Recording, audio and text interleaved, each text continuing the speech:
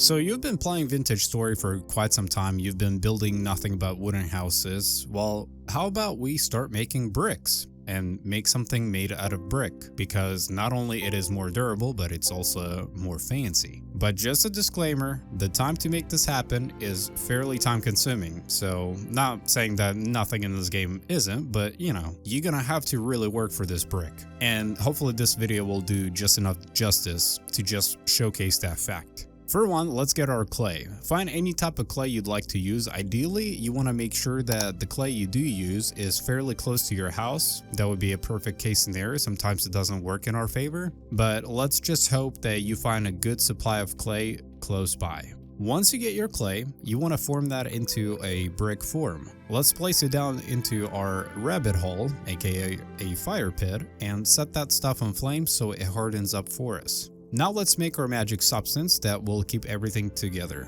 Mortar, I think that's how you pronounce it. Excuse my Ukrainian. Next, you need quicklime. In order to get quicklime, we need limestone. So you either get that by finding chuckstone around the mountain area, or you simply go to the beach and collect shells. While you're at the beach, collect plenty of sand as well, because you're gonna need that as well. Once you get your chuckstone or shells, either or, I guess whichever one is more convenient for you, you have to grind that stuff down bit by bit, and that's how you obtain your limestone. But we are not done yet. Now you have to make quicklime using limestone.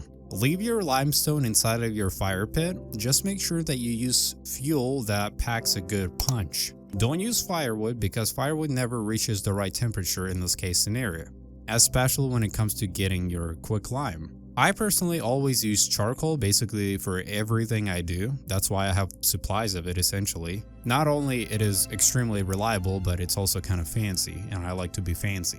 Now you have your quicklime, but we don't stop here.